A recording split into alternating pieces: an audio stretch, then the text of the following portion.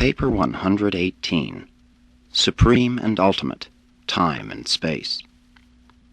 Concerning the several natures of deity, it may be said, 1. The Father is self-existent self. 2. The Son is coexistent self. 3. The Spirit is conjoint existent self. 4. The Supreme is evolutionary experiential self. 5. The Sevenfold is self-distributive divinity.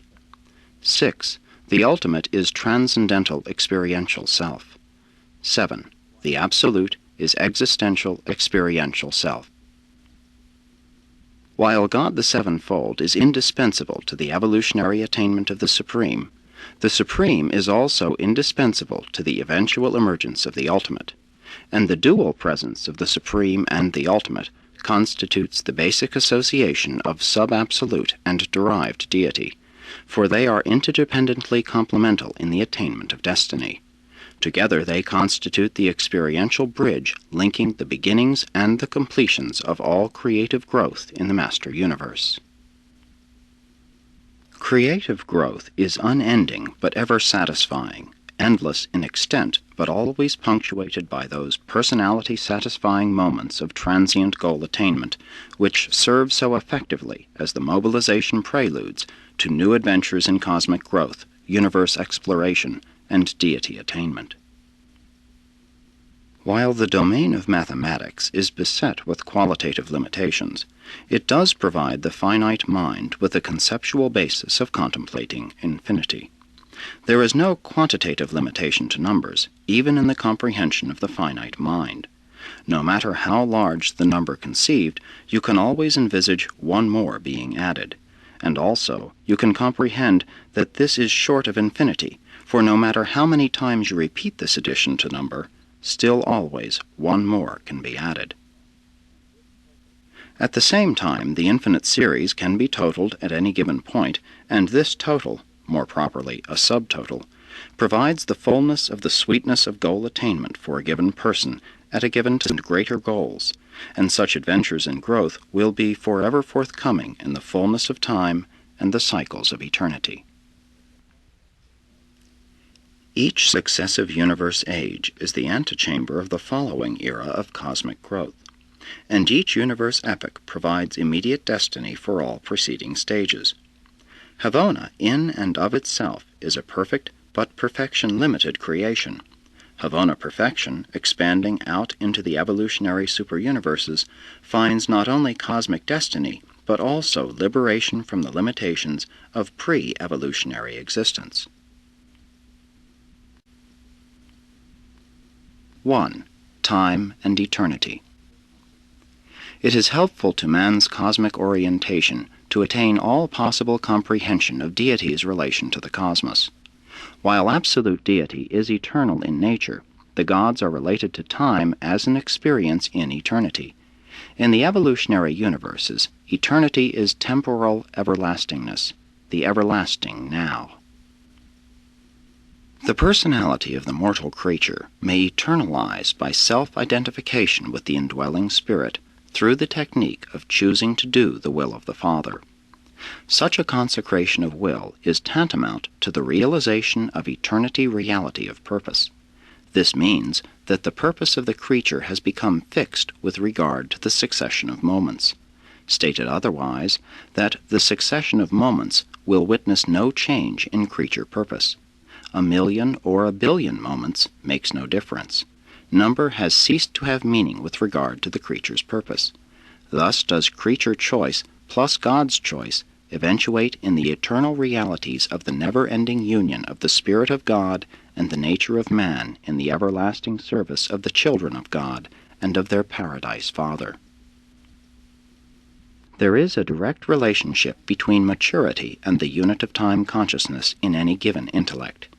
The time unit may be a day, a year, or a longer period, but inevitably it is the criterion by which the conscious self evaluates the circumstances of life, and by which the conceiving intellect measures and evaluates the facts of temporal existence. Experience, wisdom, and judgment are the concomitants of the lengthening of the time unit in mortal experience. As the human mind reckons backward into the past, it is evaluating past experience for the purpose of bringing it to bear on a present situation. As mind reaches out into the future, it is attempting to evaluate the future significance of possible action.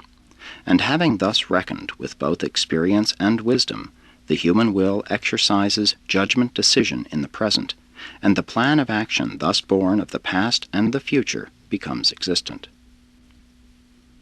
In the maturity of the developing self, the past and future are brought together to illuminate the true meaning of the present. As the self matures, it reaches further and further back into the past for experience, while its wisdom forecasts seek to penetrate deeper and deeper into the unknown future. And as the conceiving self extends this reach ever further into both past and future, so does judgment become less and less dependent on the momentary present. In this way does decision-action begin to escape from the fetters of the moving present, while it begins to take on the aspects of past-future significance.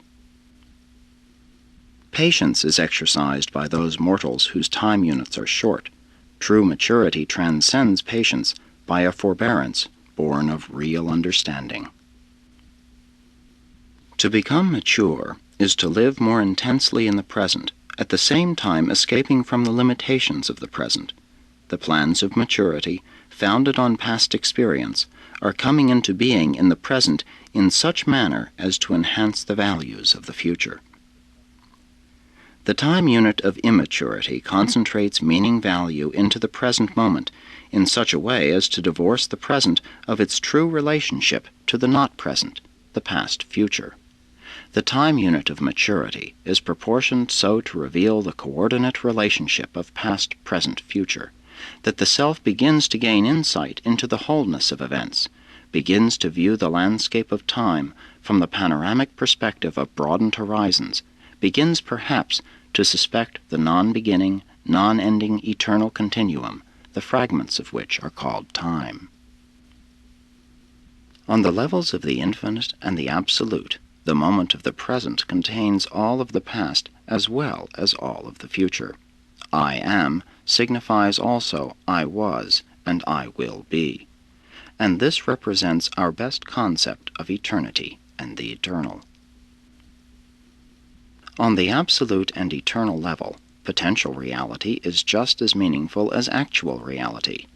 Only on the finite level and to time-bound creatures does there appear to be such a vast difference. To God, as absolute, an ascending mortal who has made the eternal decision is already a paradise finaliter.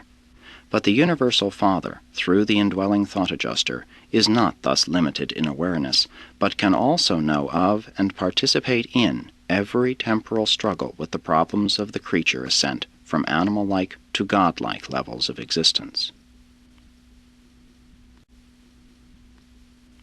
2. Omnipresence and ubiquity. The ubiquity of deity must not be confused with the ultimacy of the divine omnipresence. It is volitional with the Universal Father that the Supreme, the Ultimate, and the Absolute should compensate, coordinate, and unify his time-space ubiquity and his time-space transcended omnipresence with his timeless and spaceless universal and absolute presence. And you should remember that, while deity ubiquity may be so often space-associated, it is not necessarily time-conditioned. As mortal and Morontia ascenders, you progressively discern God through the ministry of God the Sevenfold. Through Havona, you discover God the Supreme. On Paradise, you find him as a person, and then, as finaliters, you will presently attempt to know him as ultimate. Being finaliters, there would seem to be but one course to pursue after having attained the ultimate, and that would be to begin the quest of the absolute. No finaliter will be disturbed by the uncertainties of the attainment of the deity absolute, since at the end of the supreme and ultimate ascensions he encountered God the Father. Such finaliters will no doubt believe that, even if they should be successful in finding God the Absolute, they would only be discovering the same God, the Paradise Father, manifesting himself on more nearly infinite and universal levels. Undoubtedly, the attainment of God in absolute would reveal the primal ancestor of universes as well as the